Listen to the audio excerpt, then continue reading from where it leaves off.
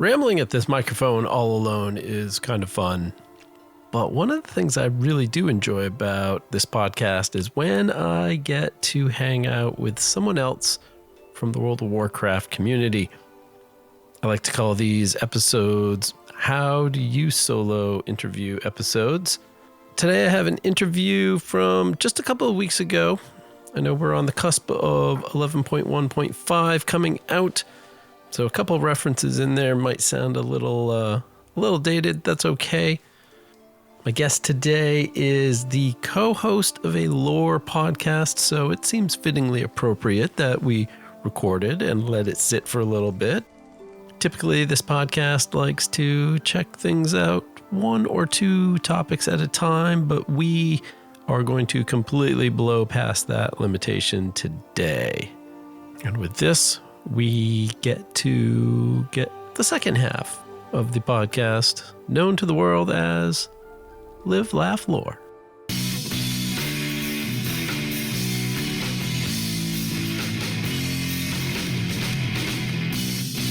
Welcome to How Do You Solo, a solo queue bonus episode where I interview people from across the Warcraft community. Thanks for joining me. My name is Dave Gagne.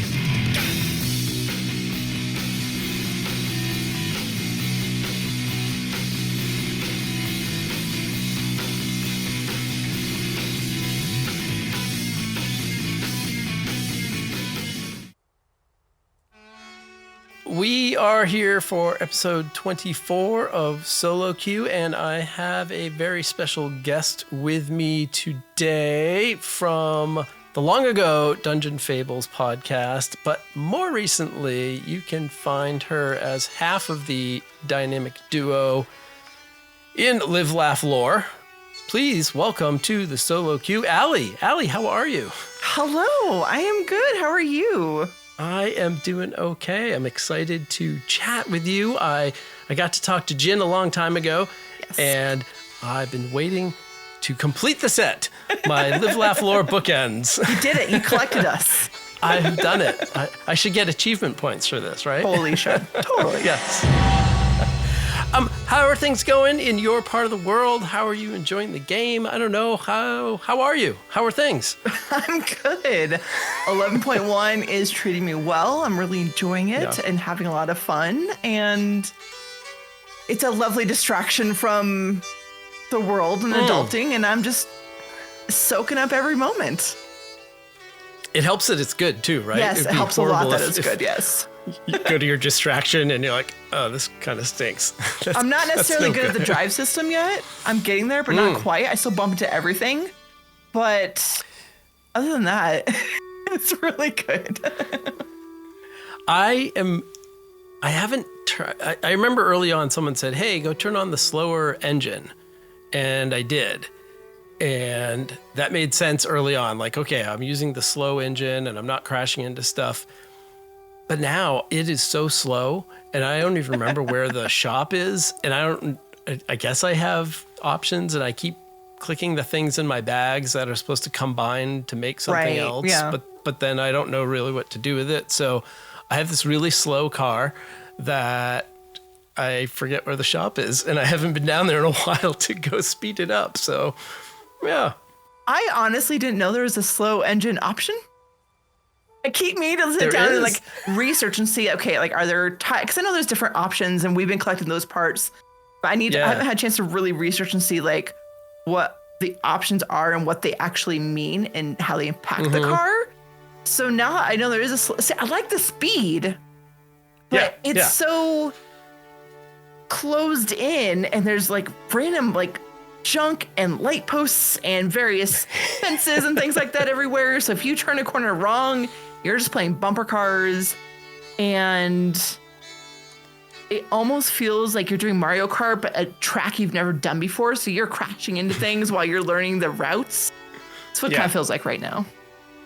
Do you wonder if they should have designed the city like 50% larger? Like instead of the medium pizza, make it a large and just spread everything out just a little bit. Maybe just a little bit. At least like wider roads, I think would help. But again, I've seen plenty of people do totally fine with the drive system. So it's a me problem, and that's fine, and I'll get there. But it makes the way they design the city makes sense for the goblins, and I'm okay with that. Yeah, it's fantastic. Yeah, that makes sense. I feel like it's a funny little system that it's another system in a game of systems, except it's not the most important system. No. And so I think it's really easy to forget the fact that there are engine options, or to forget where the heck the shop is to even work on your car. Yeah. I don't remember there's an icon on the map. I think I'm going to end up standing in it one day and be like, oh, hey, I can work on my car. I know. Like, I know when you do get all the pieces for something, like I finally got some injector or something other I think I was missing for the hand crank something or other. And so I finally got to combine all of that, and now I have a quest to go turn it in. So I know the shop is over there. Right off the top of my head, I can't tell you where it is, but I know when I boost up the game later, I'll be able to see it's right there. Yep. Leave that quest marker there. That's good. I'll remember it where it is eventually. It's fine. Sure. No, because then we'll move on to another patch and another city. And, yeah. I'm surprised, but to your point, I'm surprised there isn't some kind of icon or something, because the drive system is, it came with the patch. Like, it's a system with the patch. So you think there would be some kind of icon. Do you think we'll see remnants of this? I don't think they're going to pick it up and apply it to every single ground mount, but do you think we're going to see something they've learned from this system going forward? Maybe. I do know that they're kind of in that wait and see part where they're collecting feedback to see if there's enough interest in the system, if people are enjoying it. I put forward in a couple spaces that they need to make a Mario Kart thing. You know, they got the whole side system they did with Plunder Storm, right? They need to do a Mario Kart one. That could be Warcraft Kart or something way cooler sounding. They could totally do that. That I really want to see, and I think it'd be amazing. I think you may see it. I think you may. And I think it's part of the plan. And I haven't heard the plan from anybody. I thought of the plan, which means it must make a lot of sense, and I'm sure they're doing it. So that's the confidence I have. We just need you to think of the plan and tell them that is the plan and make it happen. That's right. I think they're coming up with a lot of different ways to play to get more and more people, because I don't think putting out an MMO in this day and age is super, super sexy. So inside of your very successful framework, keep adding different ways to do it. And I mean, yeah, they're building a Mario Kart-like game, just like they built a Fortnite-like game. True. That's a good way to look at it. That has been here a couple times. It's going to come back again. You know it is. And so if they can keep adding things that are going to be attractive to other types of gamers, I don't know. I think that's their growth. And it's smart, really, especially because there was a time where it felt like there was more focus on the higher end things and the mythic pluses and the race to world first and mythic rating and that kind of thing, which is fine. But that's only one subset of the player base. And you need to listen to the whole player base if you want to keep people engaged. So they've made, as we all know, so many great expansions and things to do for people who are solo players and people who do alts and collect and that kind of thing, which is fantastic. And they're getting a lot of good feedback for that. So I think you're right. I think they're just going to keep improving the various aspects and adding more things, and keeping us engaged is good for them money-wise, so it makes sense. Yeah. It seems like, and when did you start playing World of Warcraft? How long ago? Burning Crusade. Burning Crusade had just been out for like a few months. Yep. Yeah, so pretty long time. There was a little bit of break in there towards the end of Cata, like halfway through Pandaria came back. But other than that, like, it's been consistent. It seems like, and the reason I ask is maybe you can either confirm or deny or what have you, but it seems like at least early on, and maybe even starting into the second half of its life, WoW was built on taking those high-end raiders, those end game superheroes, and putting them on pedestals and saying, hey, this is the way to play the game, and everybody else should be oohing and aahing and admiring their tier sets as they strut around Orgrimmar or Stormwind, and everyone else, you should just want to be that. And that was the game. Yeah. Where now, yeah, they are addressing the other 98% of the people in the game and just not making us look at pedestals and saying, oh, no, yeah, you're right. Adding transmog.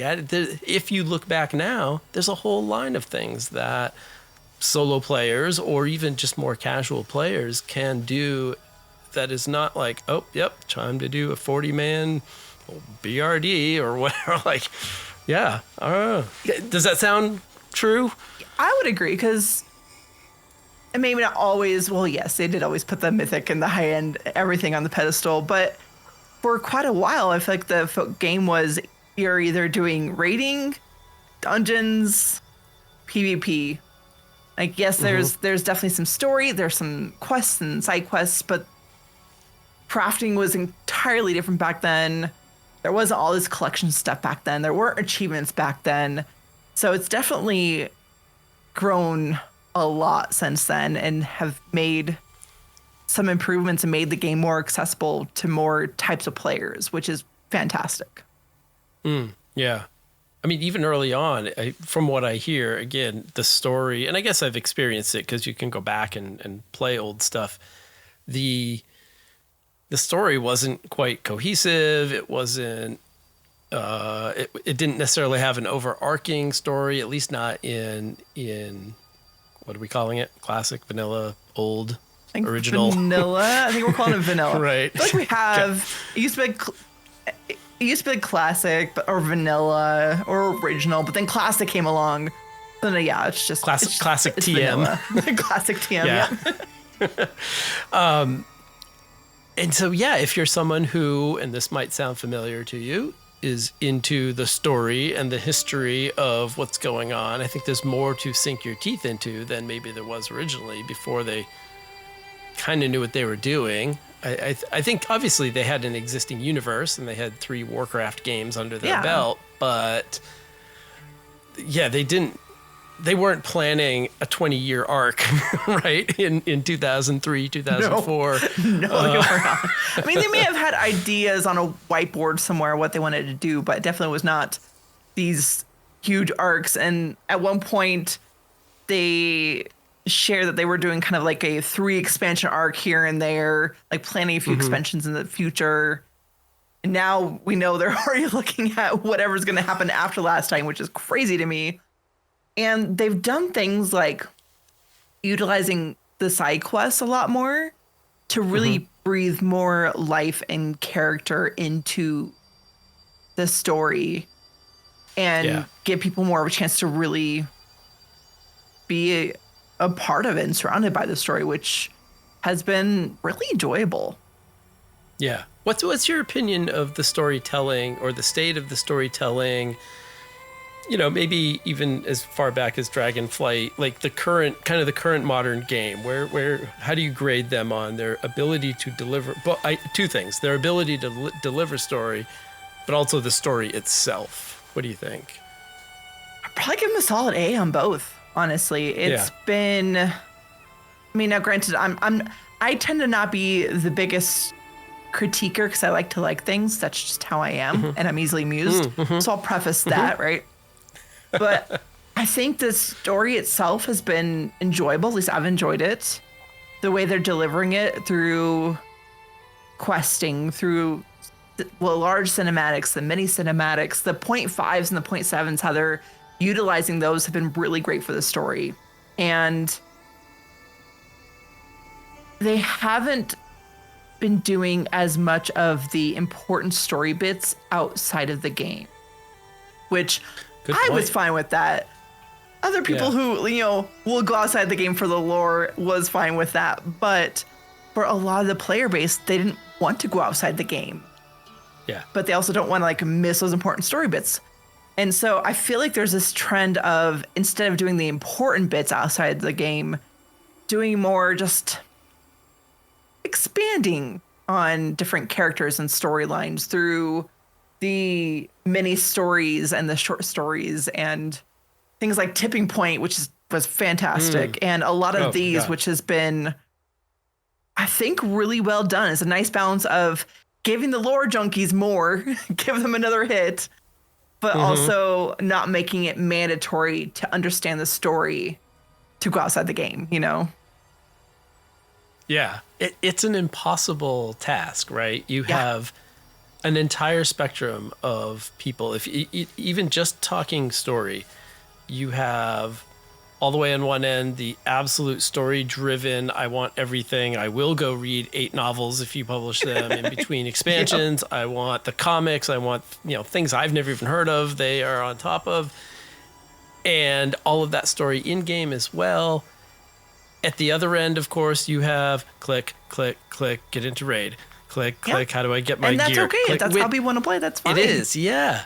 And then in the middle, of course, you have people who are like, yeah, I kind of, there's a story. I kind of like it. I feel like they are almost the undecideds in an election where they are swayable. So if you do a crappy job of giving story, they're not going to care. But if you do a good job, you may pull them back in. And I agree. I think they've been doing a really good job lately of making it accessible. And you're right. Instead of, hey, here's a novel that those people on one end are going to go and read and get, here's a fantastic short story audio version or some comics or some, graphic novel-y sort of things that are way more accessible, whether you have attention span issues or just time issues or, all of those things. I would love to read now. I'm a couple novels behind on the WoW novels, and I would love to read them, but I'm not there. But yeah, Tipping Point. Yeah, that was the best 90 minutes or 50 minutes or whatever it was of my life lately. It was fantastic. It was really good. And that's part of, I think, the challenge is a lot of us have gotten older as we've been playing over the years, and we have to adult now as opposed to when I was playing in college. So, it's a bit different now. And yes, I've got all those novels on the shelf down there. Those I've read. But have I finished all of the Eastern Kingdoms and Mist of Pandaria, exploring all those exploring Azeroth books? Right. I've read 2 of them that are on that shelf right there. Out of the 4 I have on that shelf, there's only one I haven't even purchased. And there's it's hard to find the time to do all of that. Yeah, it's a big universe. It's a really big universe, yeah. And the nice part about those books, and this is kind of the thing I hang my own hat on to, is they're going to be there. Yeah. I can go buy them. I can, somehow I have Chronicles 1 and Chronicles 4. Oh, I'm missing 2 in the middle. 2 and 3, it's fine. Blah, blah, blah. Exposition. Some things happened. It's fine. Yeah. No big deal. But it's almost like I have to prioritize what's in the game partly because I want to see it and experience it in the game, not in somebody's tweet, in somebody's, post, in a YouTube video. And I don't want that. I want it how they intended it. And so even if I don't have the time, now it's kind of like, I got to rush to get that so that I can ever look at social media again. Right. I don't want to know what happens from that. Do you struggle with that? I do. I went through a time where I would eat up all the spoilers. And then it kind of shifted to, okay, because I do content creation for it, I need the spoilers. But now that I'm in it at this point, I try to avoid the spoilers because I'm the same way. I want to experience it as they intended, live in the game. I want the shock and awe moment. I want the moment where I watch the cinematic and be like, what the F just happened? I want that, and I want to experience that because that's part of the fun of it. So I do try to avoid spoilers, and I do feel like I need to, let's get the story done. Let's go. And it's nice that they do very clearly mark the main story quest now for those situations, or for those who don't really care as much about the story and just want to get to raiding and whatnot. It is side quests. You don't ever have to touch them if you want to. They're there if you do, but if you don't, that's okay. Here's your main quest. be on your way. And that's great. Yeah, which things do I need to click on to get the raid open? All of those certain, I don't even remember what shape they are. It's funny. I can't even think of what shape they are, even though I look at them all the time. Like a shield shape kind of thing. Oh, yeah, I suppose you're right. Yeah. That is good for everybody. Like, that's the main story. Or, yes, click here to get to the thing I want to do. I don't know that they should. I've heard it kind of suggested, but I don't know that they should ever make this game without the story. Not that they would make it without the story, but not require the story. Like, I don't know. It's not just a raiding simulator, right? True. There is flavor. It's not just a spreadsheet that you play. There is some flavor, even though I know some people have very little idea about the story and they're okay with that. I don't know. I think I'm okay with making people go through and at least knowing there are characters and there's something. There's a reason you want to go kill that thing. Exactly. The reason. Like, why are we doing this raid? What is happening? Why is this triple chin goblin dude and this mech that we're trying to kill? Like, the why behind it is helps. Because otherwise, I don't know if I'd still be playing if it was just grinding, collecting, and raiding and delves. Like, yes, I enjoy this content, but it's the story that keeps drawing me in. And I think it'd be a very different game without it. And I don't want that personally. Yeah. If every 4 to 6 months they just put out a raid and people came back into the game, did whatever they needed to do to gear up, and then they, spend 2-3 weeks beating a raid and then they leave again, which is the way some people play the game. Yeah. And again, no problem with that, but that would be a very empty game for the rest of us. And True. So I feel like somehow they are finding the way to entertain one group of people while still allowing other people to kind of dip in and dip out and not just linger week after week after week because they have so many other things to do. It's an impossible task, I feel like, that they have to just touch all the different play styles every once in a while, keep people happy, like keep all the plates spinning. And they're very different plates. And very different. Yeah. That's a good analogy for it, really. And it's one of those things where they're never going to be able to make everyone happy. They try, right. But they're not going to be able to make everyone happy. Yeah. As soon as you dump in too much story, then there's too much story. And why are you making me read all this story? And even people who like the story, like I struggled with the first couple of chapters of the story. And, I mentioned it in the previous episode. I don't know if it's maybe the headspace I was in or whatever, but the first two seemed really long and just here's a quest, here's a quest, here's a quest, here's a quest with enough text, and my eyes knew, like, oh, the story's right there. You gotta keep reading it, man. You gotta keep reading it. Like, and so I was a little grumpy after the 2, and then I had time to jump in the next week and do 3 and 4 and 5, and then eventually 6, and I felt like all of that was better. Yeah, it was really good. It was good. It was really good, but also they had a few more stay a while and listens. They had a few more cinematic-y things where the first 2, and I could be wrong, I could be misremembering, but it just seemed like do a quest, but read all this, do a quest and read all this. So it was almost like, there's slightly too much story right now. Yeah, I think the beginning was a lot of just introducing everything. Everything. Yeah. Yeah. So again, some people I'm sure were eating it up. Like, I have nowhere to be. I'm going to sit here and read Renzic's text box because there's no voice there, and I'm going to just have to read it all. And so yeah. Why we were talking about why people play the game. Why do you play the game? Like, what got you started, and what keeps you playing now? I started again, this is 2007, so I was in college still. And wait, 2007, right? I think so.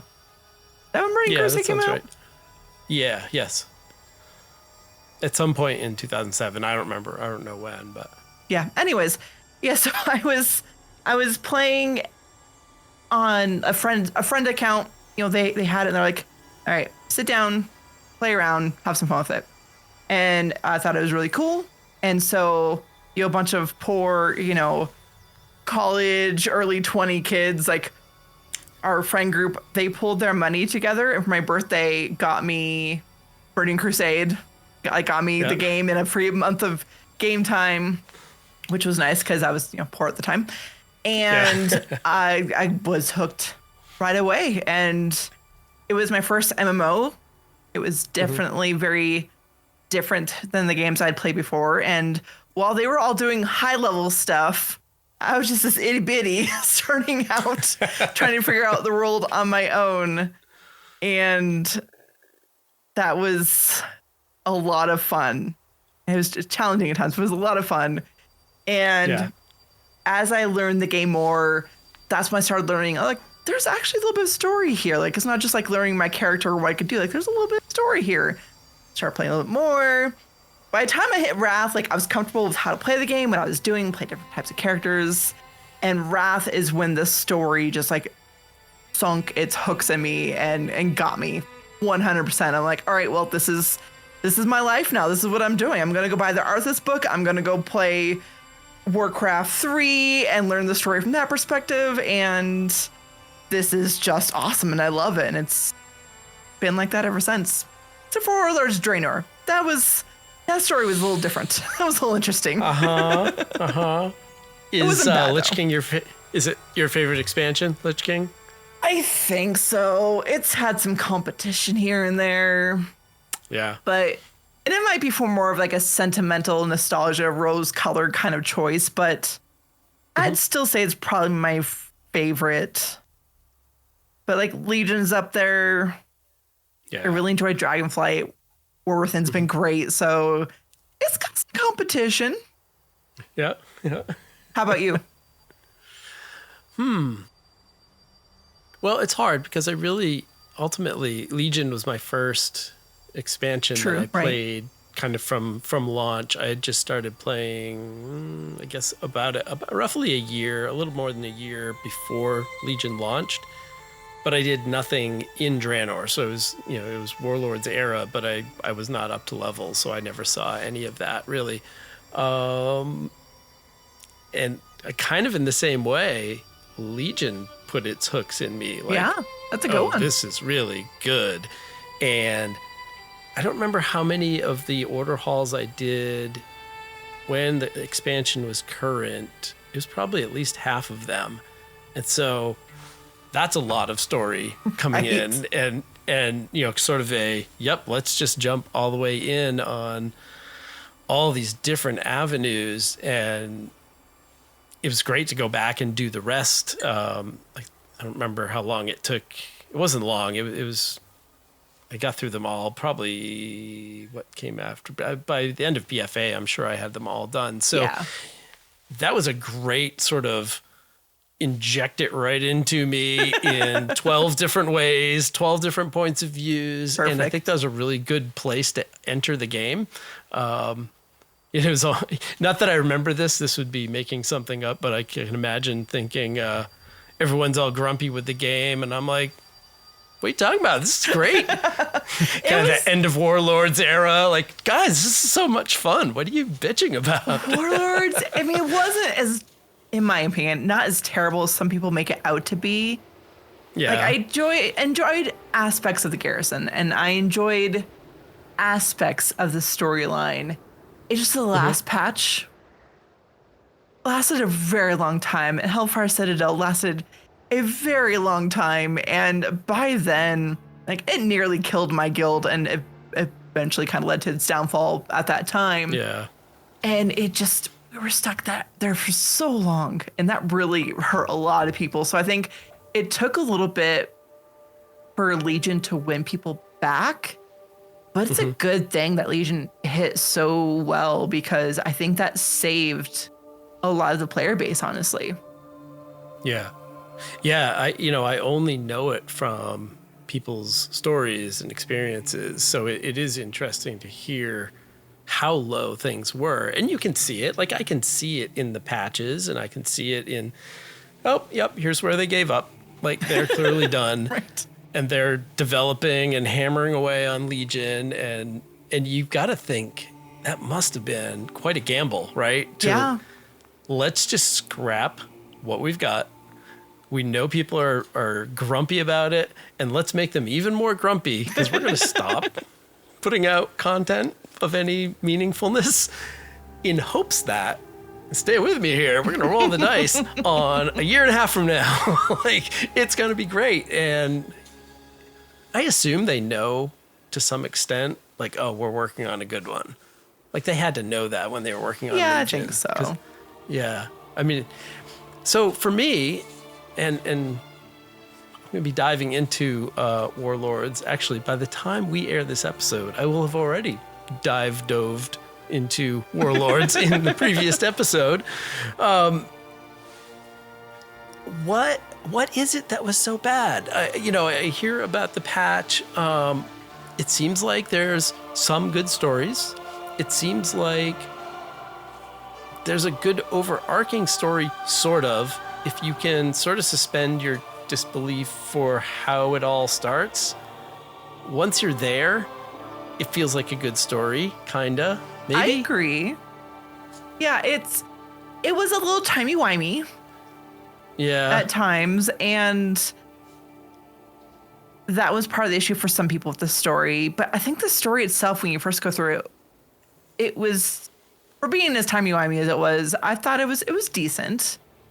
Yeah. Garrisons ended up being a part of the problem, because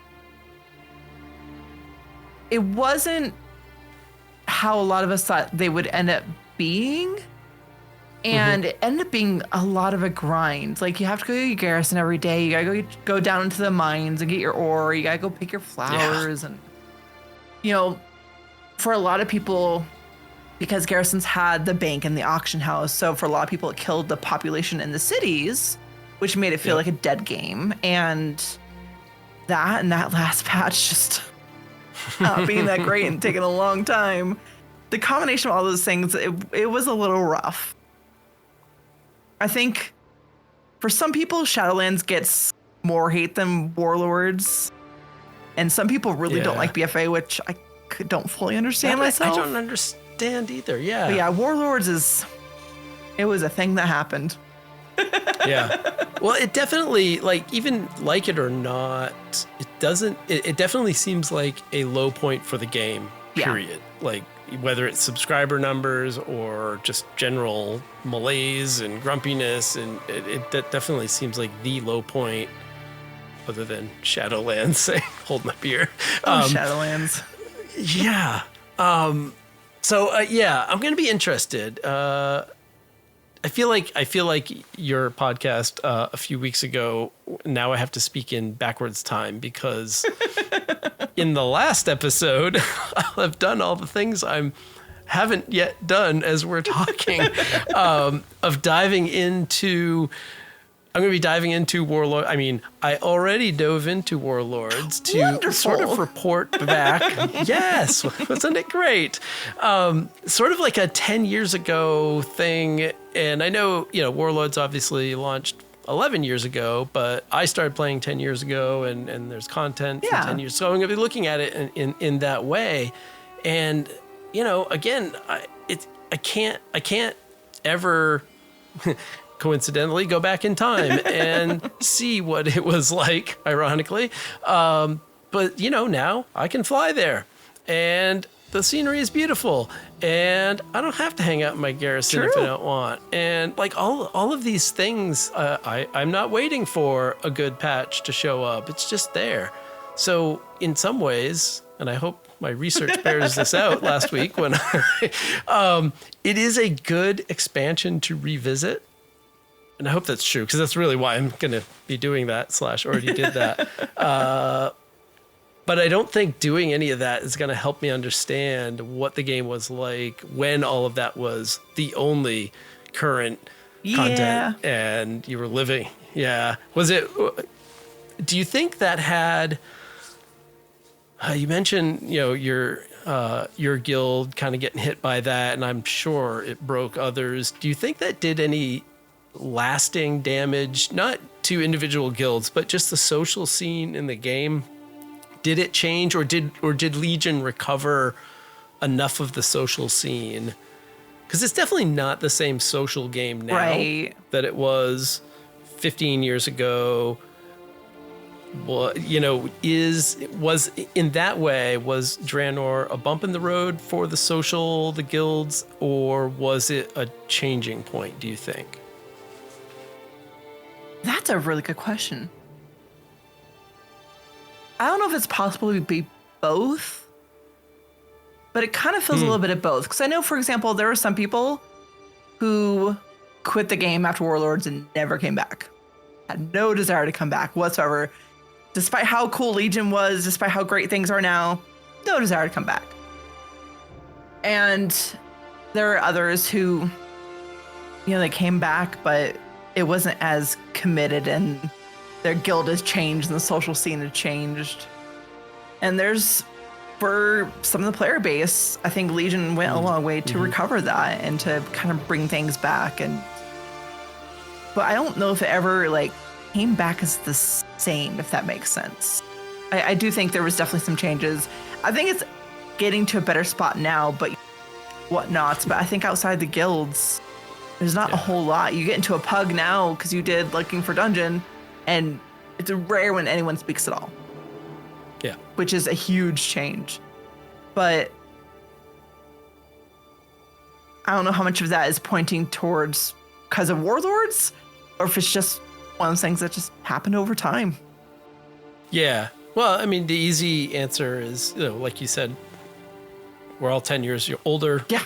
We're all 20 years older from when the game started. You know, whatever time you jumped in, you are now that many years older and probably closer to, like you said, adulting things and kids and jobs and whatever it is that gets on your docket each time you wake up.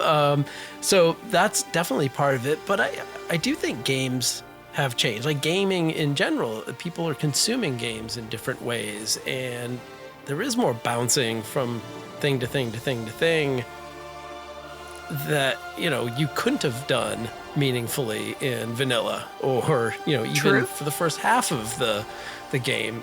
You know, unless you were a masochist, you probably weren't running 7 garrisons to wring out every penny. I mean, certainly there are people that play that way, but I don't think the average player was doing that. And so that investment of, I mean, frankly, that's one of the reasons I don't do anything socially, is I can't commit to any sort of schedule. Right. So I'm going to be useless to any guild whatsoever. Never mind the fact that I'm not terribly good at things, but the fact that, you know, I would show up, you know, 1 out of every 5 times on, you know, on time, ready to go. And I think a lot of people are like that. So if that's where you are, you're just not part of that scene. Right. I gotta think. Yeah. And so that's a different game. Huh. Yeah. Yeah, and for some people, there are in those guilds who, it's not about raiding, it's not about dungeons, it's about just socializing while you do your thing. And for others, you know, if they're in a guild, maybe they're the quiet one. And we have a couple people in our guild now who are quiet and rarely ever interact. They don't do raiding or anything. They have a guild to call home, and that's about it. And that's okay. And you're right, it does become a different way to play the game for a lot of people, depending on what you're there for. Yeah. I'm in a guild to get my Hearthstones reduced. See, perfect. Nothing wrong with that. Some people create their own guilds and kick everyone else out just so they can have that. Yeah, I've always meant to do that. And you don't want to know what the big hurdle is for me? Getting signatures? 3 signatures. Yeah. I think they've decreased. That's too much social interaction for me. I think they've decreased the amount that they need, I think. Yeah. You could do it. I still have a I know. Well, yeah, maybe. I think I literally still have a charter in my bank for my main, just sitting there waiting for. I've got some alts that aren't gilded. I can give you a signature. Oh, look at that. Obviously, you do some raiding and you're, you know, doing group content now and then, but when you sit down to play alone, what do you like doing? Like, what's your thing of choice? Depends, because I do try to keep up with dailies and things like that. Partly because of rep, partly because of wanting to make sure I am raid ready and that kind of thing. But outside of that, I definitely try to hit side stories because there's so many out there, especially more within. There's some I still haven't done yet. So I'm still trying to work my way through those. And delves. I really like delves. So between delves and side stories, and I'm just on my own doing my thing, those are my favorite things to do. Difference between season 1 delves and season 2, do you have an opinion there? I've definitely noticed a difference. The different stories has been nice. There's a lot of improvements they've made, like Fungal Folly. Have you run Fungal Folly? Yeah. Those damn spores in Fungal Folly in season 1. Annoying. Yeah. Like, I tested in alpha and beta and I told them, like, these spores, like, this is ridiculous. They spawn way too quickly. And then they fixed it. And it was better when the game first came out. And then something happened a month or two in or something. And all of a sudden they became annoying again. And I don't know what happened. But they broke it. They were so bad. They're so much better now. I'm so glad. Are they? Oh. A lot of good improvements now. I've had this general feeling, and I've heard others people say it, and so I'm trying to think, I can't figure out why they feel better, but they do feel better. I haven't run that since. I haven't run that in the second season. Go run it. It's so much better. Interesting. Yeah, you would kill it. You'd turn around and be like, I'm half done mining, and the spore is back. Yeah, how is that possible? And it's a really big circle, whereas now it's not so much a big circle on the ground. They're not roving around. They're just in their spot. As you get closer to them, they start to slowly grow bigger. So it shows like they're going to explode soon if you don't move. But if you move out of the way, they don't explode and don't get in your way. So they're so much better now. I don't despise Fungal Folly anymore. It's lovely. Nice. It feels like this is one of the hard things for them to balance is what is the right amount of challenge? What is the right amount of, oh my God, that is so hard. I love it. Or, oh my God, that is so hard. It's a level 2 delve. What are you doing to me? Like finding that balance seems like the eternal problem. And I don't do any Mythic Plus, but I hear a lot of people talking about Mythic Plus, and it's fascinating without the context of it because you hear people saying, oh my God, these Mythic 2s are so hard. They're so bad. It's not fair. And other people are saying, oh my God, the Mythic 10s are so easy. And so like, and like you said, like we were saying with story, you can't please everyone. Right. That said, I feel like there should be a way to put down a thing that says this is supposed to be this hard and this is supposed to be this hard. And I guess it's fascinating to me from the outside that people don't necessarily agree on those things. I agree. And I think part of it is because so many different players have different skill sets. So for what might be difficult for a 2, for someone who does raid higher keys, I am not one of them because that would drive me crazy. But the higher keys and like the 15s and whatever going to a 10, that's super easy. For me, a 10, like, no. Maybe occasionally with my guild if they beg me. That's it. Like, no, I don't want to. And with delves, I think it's tricky because on one hand, they want to give the solo player, the player who wants to play with just a few friends, content and to feel like they can increase their power by getting better gear and getting better at the challenge, which is perfect. But they also don't want to make it so it feels like an obligation to people who do raid and do keys and that kind of stuff.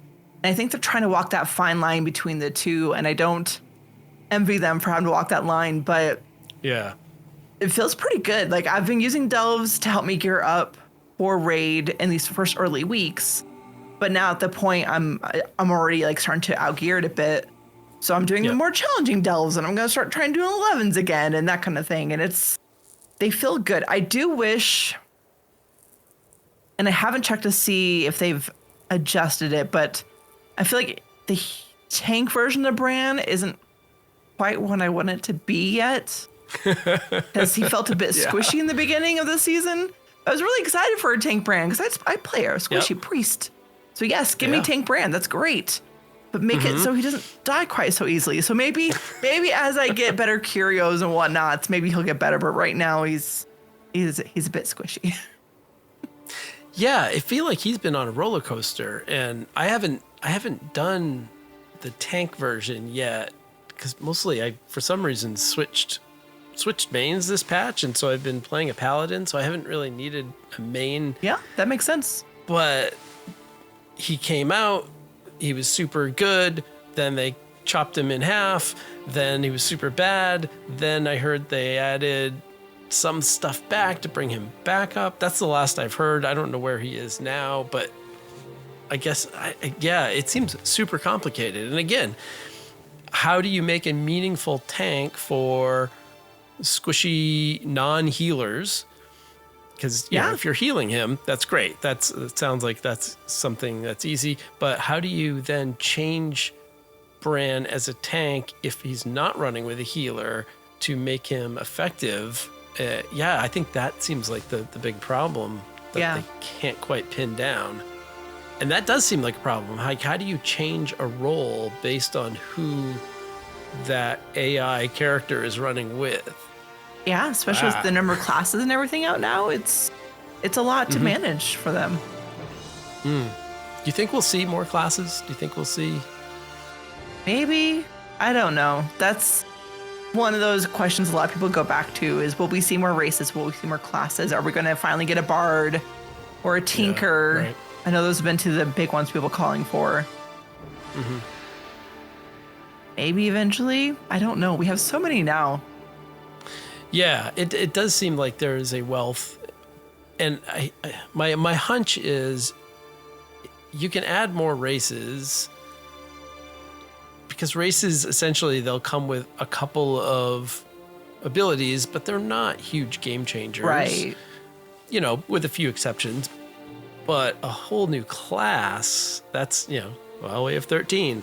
Now we have 14. Now we have to balance 14 things. And everyone said we weren't doing a good job and we only had 12. And then we added the 13th. And then we, or are we up to 14? I don't even remember. I've lost count. I don't know. 13. The correct answer is 13. Anyway. I know augmentation evoker feels like a big test to see how creative they can get with classes and how they work. And it makes me wonder if they are considering bringing in something like a bard class and that is more of a buff others kind of thing to go along with augmentation. So the question is, did the augmentation evoker experiment, what was the outcome? Because it sounds like they chopped it to bits, kind of like Bran, no, this is too powerful. We need to chop it down. And now it's almost useless. Yeah. I don't know if it's useless. Like we have one in our raid and he's great and it's super helpful. We definitely feel it when he's not there. But you're right. It really is, has it been successful in their eyes? Yeah. I don't know. Meaning, it's time for a bard, or it's time for a whatever, like some sort of support. That was dipping your toe into a support role. Right. Yeah, will it come to fruition? I don't know. I don't know enough about it, so I'm curious. I wonder if that's in the cards in the future. I don't know, maybe. Yeah. Well, speaking about things in the cards in the future, what are you excited about for player housing? Oh my gosh, so many things. It is so much more than I was expecting. Right? Right? Like when they put that video out of them editing furniture, I was so impressed and shocked. Like, oh my God, this is so much cooler than I thought it was going to be. Like, there's so much more detail to it. There's so much more hope and things they can do with it and things we can do with it. Before I was cautiously optimistic. I felt like they're going to learn lessons from garrisons and they've been better about feedback. So I was like, all right, like they'll probably start off slow, add more functionality over time, because that's what they tend to do. They're like, yep. I mean, they probably will, but like they're starting out big, and I am here for it. I'm hoping, and I'm trying to stay calm. I'm trying to relax and wait for it to come. But I feel like just watching those videos, and I feel like it's a trap, but just watching those videos, like, wow, that works really well. It does. Like it's powerful. It's not just, oh, that's neat. No, that was powerful. Like taking things, putting them on a table, taking the whole table, rotating it, shrinking it, and everything goes with it and moving. Yeah. That's pretty powerful. I don't see how, I don't want to jinx it and say, oh, I don't know how it's going to go wrong. and it will. But on some level, I think if they can do that, that's already huge. And unless, I guess the comparison is actually garrisons, right? Because when they announced garrisons, they said, oh, yeah, you're going to be able to put them here, there, and everywhere, and they're going to be cool. And the final product was very different. But I don't know this, but did they put out a video that said, hey, you're going to be able, like, here's us putting a garrison here or there or everywhere, and then they backed off on it? Or was it just an announcement? I don't remember a video. Yeah, that's the thing. Like, we have the proof that it was working, at least in the lab, Right. Like they at least had, like they at least showed us like graphics of like the different ways that we can make different types of aesthetics we could use with the garrisons. Like they had the graphics for it. So they had it in the system. I don't know why they pulled back on that, but this is, to your point, like this is so much more. It feels, I guess, not like a finished product, but that feels very smooth. Unless that was just, hey, let's make a video where it looks really cool, which I guess you can do that. But I don't think they were doing that. I think they were demonstrating. And if they're demonstrating, that was really good. And that has me hopeful. Yeah, I'm my only concern at this point is they're a business. They're going to find some way to monetize this. That's what they need to do. I get that. I just hope they don't go overboard with monetizing it, and walking that line between like, sure, sell some cool skins or some cool items. I get it. You got to do what you got to do. You're a business, but not so much where the FOMO is painful and annoying. Like I want cool ways to earn it in game and all of that. So I'm hoping they find a good mix of the two.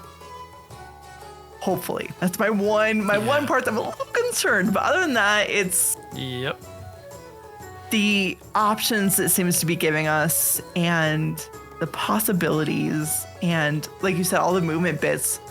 Definitely was not expecting that at all. Yeah. Yep.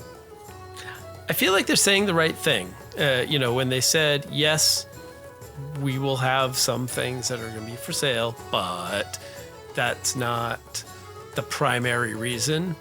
Of course, they could be lying. They could go back on that and change their mind. A lot of things could happen, but at least at that checkpoint, they're saying the right thing about that big concern. Like, you could just take, here's some 8-bit garbage that you can earn in the game, but look at that. Look at this club res.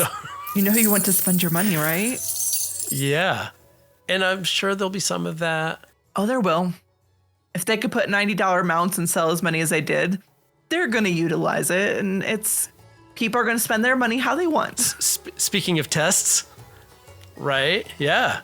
I have a funny feeling about FOMO, and I feel like there are so many things in the game that it's starting to go away for me. It's starting to not be there because I can't possibly get everything. It's not possible. Like, I think it was possible at some point, and I know there were people like, yes, I have all 600 mounts at the time or whatever. I have every Mog for plate or I don't know that that's physically possible anymore, at least across all of the things. I mean, you could go hard on a thing. And that almost is a relief to me, that the trading post, for that matter, kind of gives you more than you can ever get by design. I don't have enough tenders to buy every single thing. And that may stop being true as they recycle things and I can buy it all. But on some level, like each month, I know I have this much, they've got more available. That math doesn't work. And it's kind of the same in the game, because there's so many different things that you can go, and you can't be that good at every part of the game to get the highest piece in every aspect, the PvP and the high-end mythic rating and the this and the that. So it's starting to melt away for me. And I wonder if anybody else is feeling that. I am definitely feeling that. And you actually bring up a really good point. I assumed, because I tend to be a completionist with games. Mm-hmm. But I also have been feeling that, where it's been, that FOMO's been going away. Like, if I don't get this, that, and the other, like, it's fine. It's not a big deal. I thought part of it was I'm not going to use all the things, and I have my favorites I go to. And I also thought part of it was because I'm getting older. I've acknowledged and accepted that my time is not as abundant, especially being a content creator, as you know. Yeah. And I thought it was just that, but you're right, because there really are so many things in this game now, and there's so many things to collect, and there's so many different avenues to collect them. And you're right, we're not, unless you have a lot of time and you play a lot of different things, you're not going to be able to get them all. And you're right, it has gone away. You're not alone in feeling that.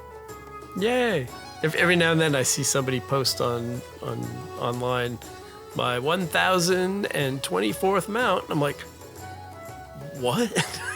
Are you? Oh my god, that's insane. So yeah, things like that make me feel like, you go ahead, you got this. I'm good. You're good. Like, we have someone in our guild who, huge pet collector. And he'll raid with us, but pet collecting is his thing.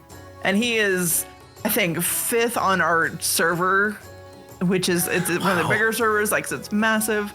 And he's very proud that he's 5th on the server. And we have another guildie who's like 7th or 8th on the server. And they have so many pets, and they collect so many. And I'm like, I don't know how you do it, but I am happy for you. You get your joy. Do what you got to do, man. Yep. Yeah. Oh my goodness. What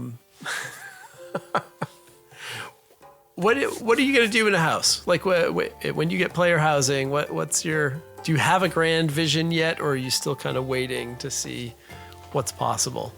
Kind of waiting to see what's possible. I want it to be something cozy. Mm-hmm. I want like a cozy couch and a fireplace. Like I have this place in Iron Forge that back in Burning Crusade I picked as my apartment. Over in the Hall of Explorers. It has everything I want. It's got a little balcony. It's got a nice table. It's got a nice, some bread and some ale. It's got a nice bed. Like, it's got some books. Like, has everything I want. Nice and cozy. It's my favorite. Like, still go there once in a great while because it's my little place. So I want something that recreates that, but obviously in a much cooler way that I get to design, where it is cozy. It's got everything my character would want. I don't really know yet until we know more about what it's going to really look like, but that's what I'm hoping to kind of recreate. And then somehow, don't know how, and I don't know if they're going to do this. My favorite thing about the garrison was having your little pet companions just randomly wandering around. Yes. Oh, yeah. I want that again. Like, somehow. Desperately want that again. So I'm kind of waiting to see what they're going to do, but I'm hoping something cozy with a bookshelf, and I can just sit and read books. It'll be great by the fireplace. So, do you think that we're going to be able to start collecting books? I know you've been talking about that on the podcast off and on. Are we going to be able to start amassing books and filing them in our library room in our player housing? I read about this. I think eventually I'm manifesting it into the world. There we go. Plus, it helps. HDYS and Avatar have talked about it too, and they're bigger names. Yeah. So I'm hoping that means if they're saying it, that we're just going to listen to them. They might not listen to us, but they'll listen to the bigger names. But I think it's going to come out right away because that takes a little more to collect the book, be able to manipulate books from your bag onto there, and maybe just depend on their system. Maybe they've got that planned already. I don't know. They've been acknowledging the lore junkies a little more lately, so I have hopes that we're gonna get. You feel seen, right? Because unfortunately, my hope of having a tab in the Warband Bank that was all just books I've collected failed miserably because some of them are soulbound. You can't put soulbound things in there. So I'm hoping for a library. Do you think we're gonna get a library? I do. I could see it being another collection, like pets and things and whatever. Like that framework exists, so why not do a Dewey Decimal System for Azeroth and come up with all the books that you can get. And I think that'd be really cool. I think that'd be really cool. What are you gonna do with your house? I don't know. I have not thought about it. The one thought I had was, I'm going to go into this thinking, all right, I'll sit down and I'll spend an hour or two with it, and then I'll get back to playing the game, and then it'll be a day and a half later, and I haven't left yet because I'm still tweaking and designing. And it's going to grab me. I know it's going to just absolutely sink my teeth in. We played a lot of Animal Crossing a lot of years ago, where you can design your house and take out the mortgage. And, I've proudly paid off my mortgage on my Tom Nook house. We always had a big party when anyone paid off their mortgage here. It was a lot of fun. And it feels a lot like that, just absolutely taken to another level. Yeah. Like that breadth of inventory, that, placement and movement. All of that was really cool for, 2003, 2004? I don't remember when we were playing, but this seems to build on that, and I've got those kind of vibes, but just blows it out to, almost infinite possibilities with all the scaling and all the moving and all the connecting, and it's going to be a lot. I might fall behind in my in my raid progression. It might happen. It might happen, yeah. What drew you to the lore? Why so much interest in the lore? Where does that come from for you? Good question. Definitely Wrath. And I think part of it was Wrath did a good job, at least for me, making me feel like what I was doing mattered. And they made it feel a little more real. Like when you were... For the life of me, I've slept since then. I don't remember all the names of the towns and stuff. I am not that good of memory lore person, but there's one. Me too. Like, right? Like, but there was one encampment that you helped set up over time, and that's when they started doing phasing. And on one hand, like it really brought the story to life and felt like what I was doing mattered. On the other hand, phasing was really wonky when you're trying to play with other people. It took them a long time to work that out. But I really liked that. And I liked that there was that imminent doom of the Lich King. Like there was a time over in the Howling Fjord, I think, where if you died and you ran to your body, Arthos was there in the spirit world talking, and then he would see you, acknowledge you, and then like kill you again or something like that. And I thought that was so cool, and it felt so real. And I was like, I want to know more about the Lich King, about what is happening. And that's also because at that point, I was starting to realize how much more big the universe is, and that there was like Warcraft 1, 2, and 3 and all this other stuff. Yeah. And I was like, how have I missed all this time? So that's what did it. Lich King, it's all his fault. He gets blamed for a lot of things. Rightfully so. He has earned it. I have a question. Where is Bolvar? He's on the bench. I don't remember where. I was thinking about this the other day. Where is he? Is he snapping? I mean, he's earned it. Don't get me wrong. He's earned it. He was oh my God. chained up above the ice throne for the longest time. He needs his body needs rest. Yeah. Good question though. I think he's spending some time with his daughter, Telia. Yeah. And he's probably off in Shadowlands still doing some stuff, I would imagine. Did we leave him in Shadowlands? Good question. Did we? So. I really don't know. He might still. I mean, he's probably come out since then.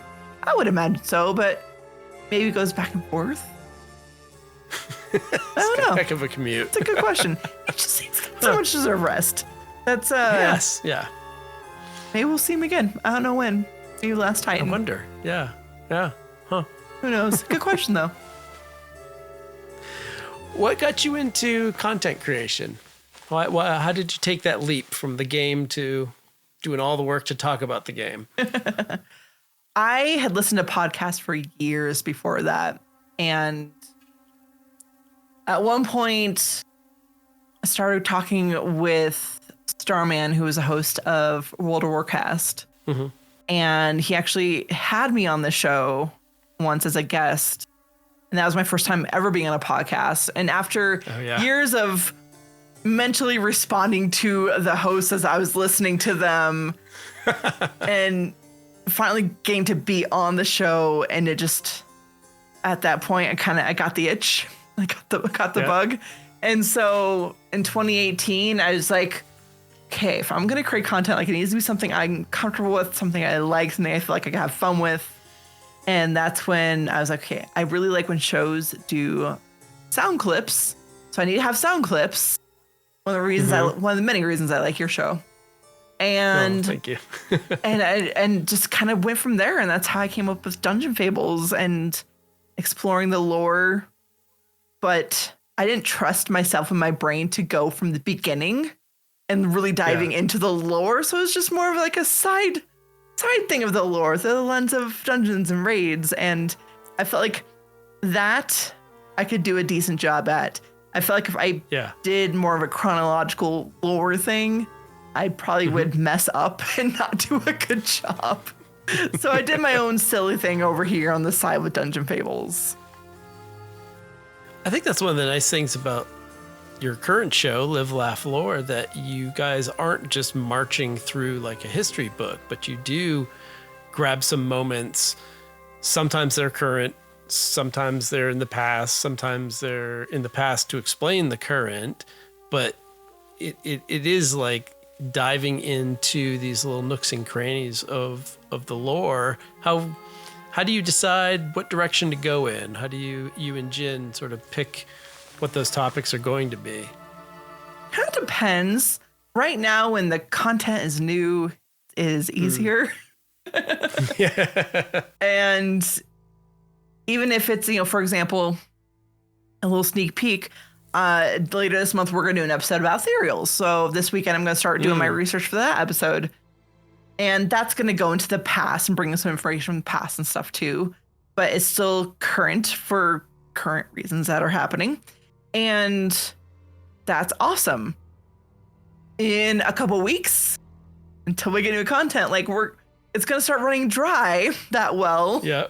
And so that's when we do need to start going into the past and exploring silly shenanigans and pulling more things forward and kind of jumping around. But thankfully, the universe is wide and it's all out there. So it's nice that Jin's, my background is, yes, chronological through Dungeons and Raids, whereas Jin is a genius and did the chronological show with Morley Gray. So he has that experience to come from, which is super helpful. And between that and just all of the content that is out there now, we make it work.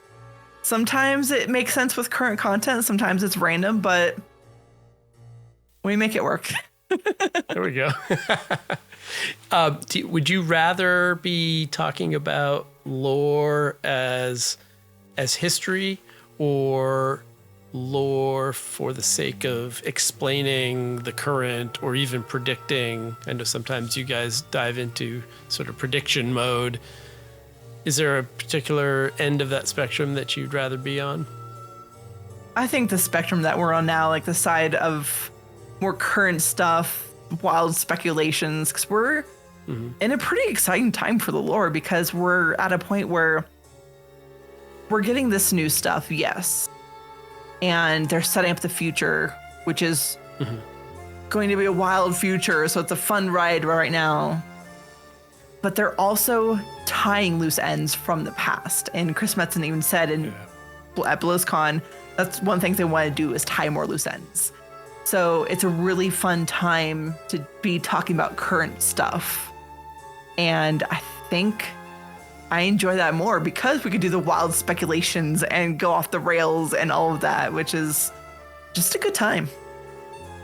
I think it's useful too, because I think there is a fair number of people who play the game, like we were talking about, in the middle of that spectrum, who maybe either don't remember or weren't paying attention or didn't even play in the past. And here we are, 10, 15, 20 years later from some of those stories. And you're right, we are looping things back in.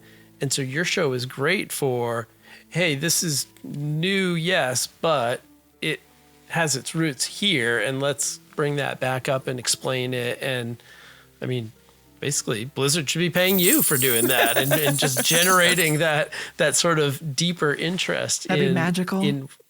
Yeah, never happened, right? but that'd be magical.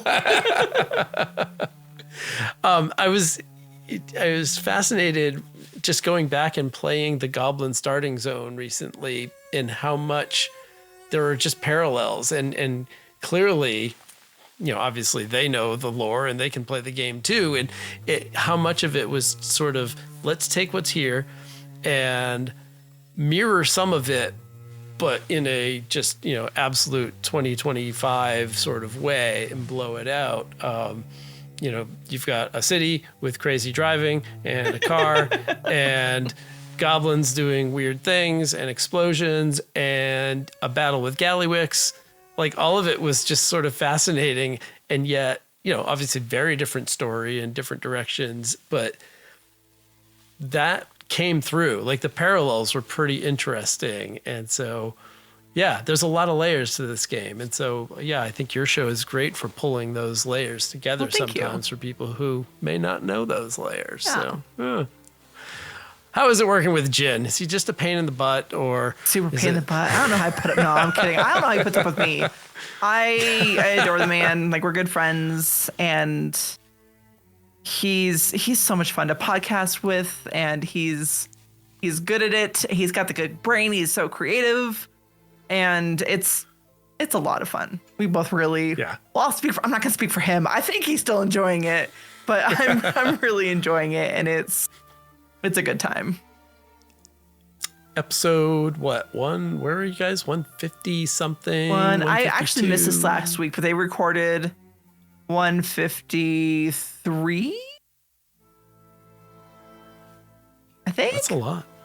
Yeah, something like that. Yeah. Congratulations. Yeah. Thank you. That's fantastic. Yeah. It's been, in the beginning we were bi-weekly because it's just schedules, and at that time I was still doing Dungeon Fables. He was still working on Morley Gray a little bit, and bi-weekly was just so much easier. But now we're cranking it out weekly, which is more work, but it's easier with two people. So, and now he's stuck with me every week, so I'm not gonna complain. It's a lot of fun.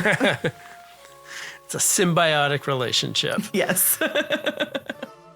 Do you have a favorite dungeon, a favorite raid, anything that you just love to go back to? I have a lot of favorites. They're all my babies. I like them all. I always love going back to ICC. Part of that's because I still don't have Invincible to this day, and I need it. So you like going back, or you have to go back? Yes and no. I mean, I do, because I've been there so many times. There is a nostalgia factor to it, plus Little Lich King and all that, right? So yeah, I do enjoy it. I have to, and like spurts. Otherwise, I just get burned out and never want to see the place again. Will they ever take out some of that dialogue? No, they can't. No. I mean, they may have a skip. They may have at some point put in an NPC that says, "I've heard all this dialogue. Please squelch it" or something. I don't know, but yeah. I would like to stop hearing Jaina cry every time. I can always tell how fast my run is by where I am when she cries. I'm just so proud of my king. I'm usually rounding the corner into the second big fat guy boss thing, whatever they are. Roughly, yeah. Yep. It's Stink Breath and Rot Face or whatever their names are. Yeah, it's just, good old freaking Jaina. But yeah. Oh, she's crying. Oh, I'm a little behind last week. Man, I'm slacking. It was nothing, Your Majesty. Just, I'm proud of my king. And also Karazhan. I've always liked Karazhan. I always will. Good times there. And then, there's little ones here and there, like, oh my goodness, what is the name of it? It's one of my favorites, and I can't think of the name of it. The underground one with the, not underground, underwater one with the swimming and the... swimming and the breathing and the... Is it in Vashir or no? Yes, it's that one down there. Starts with T. Why am I... See, this is what happens. This is why I have should look it up on Dungeon Fables. Because my brain... Well, Dungeon Fables didn't get that far. I stopped the show before that. Let's see. I'm going to look it up live, and it's going to be great. Here we go. This is good radio right here. It's so good. It's very professional actions happening right now. Throne of Tides. Duh. Oh. It's like it's tied to something. I really like Throne of Tides, but I think it's because the whole underwater aesthetic is very relaxing to me. Like, if I could make that my player housing, I'd clear it out. And like, I'd still like have my cozy nook somehow with a fireplace magically somehow. But, after you clear all the baddies, like, I could make a great home out of that and have the nice, cool ocean water, like walls with the fish and stuff. Be pretty relaxing. A lot of people hated Vashir as a zone. Did you not mind it? I didn't mind it. I understand because it was definitely a little awkward with angles, and it was more 3D all over the place for fighting, which was awkward. So I understand why people didn't like it. For some people, it made them seasick and that kind of thing. It didn't bother me that much. I liked it. Yeah. Yeah, I always get annoyed when I can't see where is the shark that's eating me above me. Below? Why can't I hit it? What's going on? Well, especially for melee. Like, I definitely, the few times I got a chance to actually play my rogue, it would be a little annoying as opposed to my, spellcaster, which is not quite so dramatic with that angles and everything. Sense. So I get it. I do. Yeah. All right.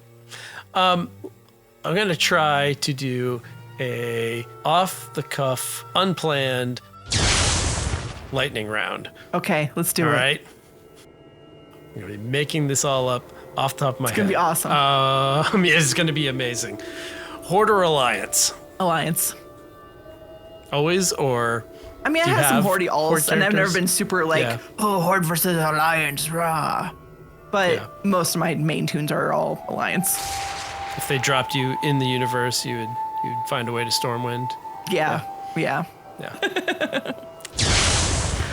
Favorite race to play? My Worgen.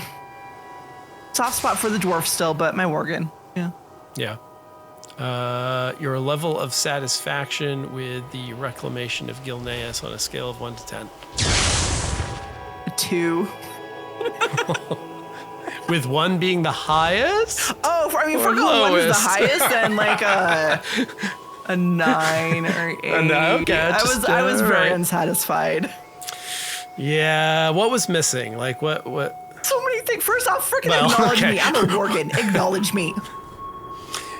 There's so many places in the game that they do that. They give these little nods, and you're right. Why was there none there? I was robbed. It was, I do like there was some character growth for Gen. I think that was important. I think it was needed. We did get to see not Talia. Tess. Yeah, Tess, thank you. The other T1. We got to see Tess become stepping into that leadership role a bit and see her help again with that character growth. That was cool. And I do think it's time for Gen to kind of step down, let Tess, start leading more. That's cool. Yep. But there could have been more story to it. And they could have freaking acknowledged that I was a Worgen and actually cared about that. Because Worgen players have been waiting for this for so long. And we had our moment, and they didn't even care. I strolled up there, Worgen from ready to go. I stopped mounting on things and did my running on all 4 things we do. No, didn't care. Didn't matter. Didn't care. Nothing. Bitter about it. Hello, traveler. Yeah. Thank you for coming. Just call me champion. Doesn't matter. I'm a Worgen. They don't care. Should have cared. It was sort of like the last 3 minutes of that whole thing were the best part, and the rest of it was... Yeah. We've checked the box. We reclaimed the Gilneas from Hooray. the random enemy. We put it like... Yeah, I was not super chuffed as well. Yeah. They tried, I guess. Again. How's my lightning round going? Pretty fast, huh? Well, the answers are fast. It's hard to not talk about them, though. I know. I'm terrible at the lightning round. Let's see. Your favorite mount? Oh, goodness. That would be currently it is... Oh, God, I have so many I like. Okay, if I'm going to lightning round this and be true to form and be quick, I'm going to pick the Highland Drake from Dragonflight because I made it have a cool mohawk and it's got horns all over and it's awesome. He's my buddy. Yep. We have a good bond. It was good times creating the look for that mount. So if I'm lightning around and being quick, that is my favorite. Otherwise, I'll be here for an hour listing multiple favorites. That is fair. Customizable dragons or customizable blimpy things? Dragons all the way. Yeah. The blimps are okay. I like that I can customize it, but if I had to pick between the two, I would ride a dragon instead because dragons are awesome. That is fair. Yeah. That is the correct answer. Will we fly in Silver Moon City? Yes. Ever? Yes. I think when they do the update to it, the player base has cried for it for so long. It would be a big win to let flying happen. It's totally going to happen. Yeah. Yeah. If you had to actually retire into some actual player housing, what zone are you going to? Where do you want to live out your days? Toss up between Booty Bay and Grizzly Hills, but at the end of the day, I'd probably go Grizzly Hills. Those are different places. I know, well, because you got the pirates, you got the... I'm a big fan of pirates. You got the beach and the ocean. Yeah. I love both those dearly. When we just talked about, I like the ocean stuff, right? But also Grizzly Hills is just... It's very similar to Colorado, and it's relaxing, especially if somehow I get a boombox that plays the music, because, oh my goodness. So I could see living there happily ever after. And there is a coastline. Exactly. See, it just covers all the bases. That far. Yeah. I like that. Auction house? Auction house dancing? Economy? Sure. What? What about the auction house? Do you care? Do you focus on it? Do you rely on it? Do you play the auction house? Or does the economy part of the game matter to you much? Other than obviously you need things, but is that a fun aspect of the game or a thing you need to do? It's more a thing I need to do. It is a thing I wish I had more time to do so I could have more gold to get more of the things I want. Yeah. I have enough gold to get the things I need. And a little bit on the side here and there for a random transmog or whatnot. But I would like the time to play it more, but it's not. It's low on the priority list. Yeah. Yep. Are you changing outfits a lot? Do you care about transmog as in it's a fun game to play, or do you sort of set a character in Mog and call it good? It's a fun game to play. I like to collect all the different looks and make the different outfits, and I might only change every month or two, but it's a lot of fun. I like it. Will there be a wardrobe function in player housing? Ooh. I think we just invented something cool. I think we did. I think it needs to happen. Right here. You heard it first, everyone. Right here. There we go. There are too many. There's too many things. There's too many appearances that are not like. I wish I could say I don't ever need to see you again. Pair of pants that don't matter to me. Like, oh, that's it. We need to be able to put things in drawers and only open the drawers that we want. That way. That'd be cool. I don't know how many. I actually looked this up. I don't know, a couple months ago. How many pages of back pieces I have, like cloaks, because they used to just be cloaks. Now they're everything, but there are too many cloaks. There's so, and I rarely use cloaks, honestly. I mean, some characters I will, but not too often. Yeah. When I have to this character needs a cloak. Oh, great. Now I gotta go through the cloak pages. When it gets tricky with transmog blue, like, because you can tell the stuff that came out early game, right? They're lower res. The colors are slightly off from like the newer res stuff. So it's rough when you get a look that's an older res that would work with the newer res stuff really well, except the resolution difference between the two totally ruins it. Yeah. That would be nice if someday they magically had time to up-res the older stuff. Yeah. At the end of all of this, is Xalatath on the good side or the bad side? Oh, that's a good question. I would say bad the whole time, but now I don't know anything right now. I think at the end of the day, probably on the bad side. Is she dead or alive? Dead. At the end. I think it's going to be a while, but I think she dies in the end of her own hubris. Ooh. Maybe a Voidlord kills her. Maybe we do. I don't know. But those are good questions. The ethereal thing is interesting, right? Yeah. Like, that was, I heard you guys on that episode to say, yeah, did not see that coming. And I'm totally with you. Like, what? What do you mean you gave it to them? Like, she seemed genuinely concerned. I was like, oh, this is bad. I don't know if I think this is bad for us, but it's certainly bad for her. I don't know what it means. And that's part of the fun of it, right? And that's part of the reason why I want to do a ethereal episode, to kind of do a little bit of research to see what this could mean. Because, my goodness. What? And what are they going to use it for? Why do they want it? Are they just trying to stop her and stop a Voidlord? Or is it for nefarious purposes? We don't know. I don't know. It's all a big mystery, but I'm so excited.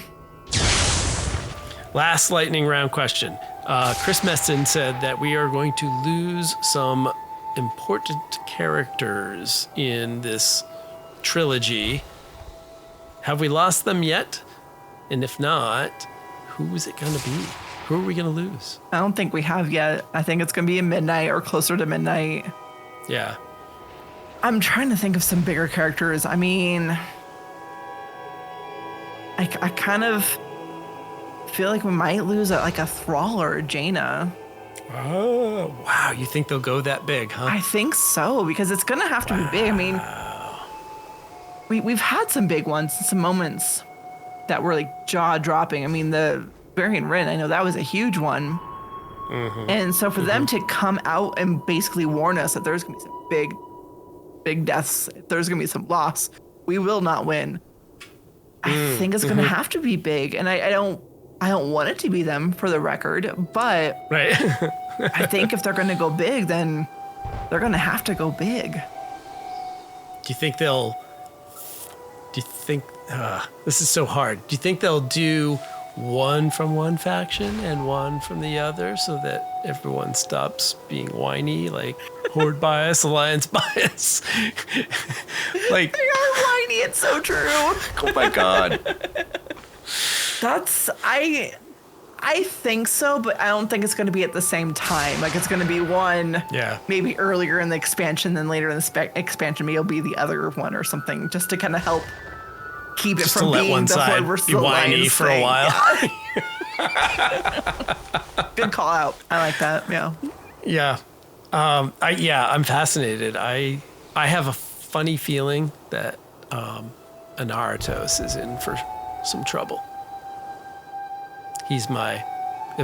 Did I pick my right guy? No. Yes. Arathor. I'm sorry. Oh, Arathor. Arathor. Yeah. I mean, I have a funny feeling. Illyria could very well be it, or she could snap. I think it's him. I think he goes. Oh, you think he goes? Arator? Yeah, Arator. Yeah. Just to make Illyria suffer that much more. And it could be, which could then break Illyria, and then she goes eventually. But I don't know, because I feel like they've been taking time to build up Arator a little bit.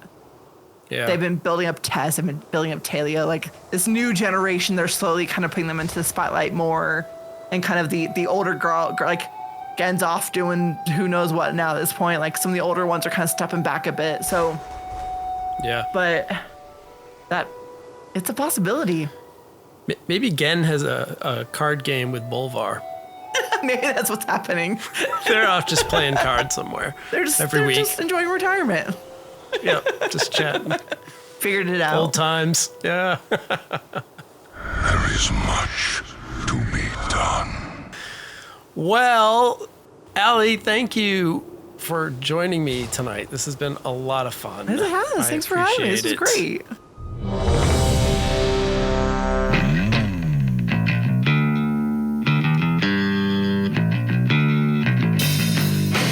Well, it looks like our time is up in the solo queue.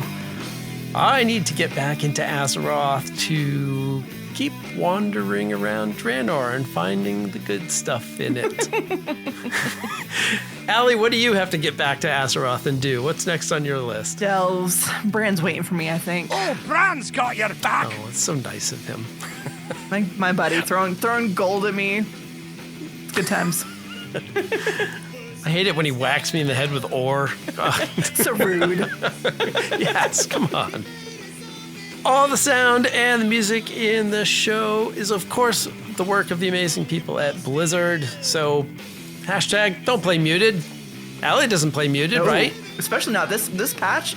Music's amazing. Yeah. Oh, my goodness. Yeah. Top notch. And, of course, the music we are hearing right now is by my real friends in the doom metal band Ogre. Check them out. This is the song Ogre, appropriately, by Ogre. So there you go. I want to thank everyone who made this episode possible. The good folks at Podbean, my lovely and supportive wife, and Allie. Thank you. Thanks for having me on. Absolutely. Where can folks find all the good stuff that you are doing out there in the world? Well, you can hear me with Jen every week on Live, Laugh, Lore, wherever you get your podcasts. I'd say you can find me on Twitter, but I'm rarely ever over there. But if you want to, @Andras on Twitter. And Blue Sky, Andras, and that's about it right now. I might get back to streaming, I don't know, but for now, that's your best way. There we go. Awesome. Yes, check out Live, Laugh, Lore. It is amazing. I am embarrassed to say that I probably had listened to 40 or 50 episodes before I realized what each of the three little audio segments at the start of the show, they each refer to one of the words in the title of your podcast. It took an embarrassingly long amount of time. That's all right. Nothing wrong with that. Not everyone listens to the intro. It's fine. All right. You can subscribe to Solo Queue and Live, Laugh, Lore on Apple, Spotify, and the many other places that podcasts are available. If you would like to support the show, 5-star ratings on Apple and Spotify or reviews on Apple and Spotify are greatly appreciated and help the show.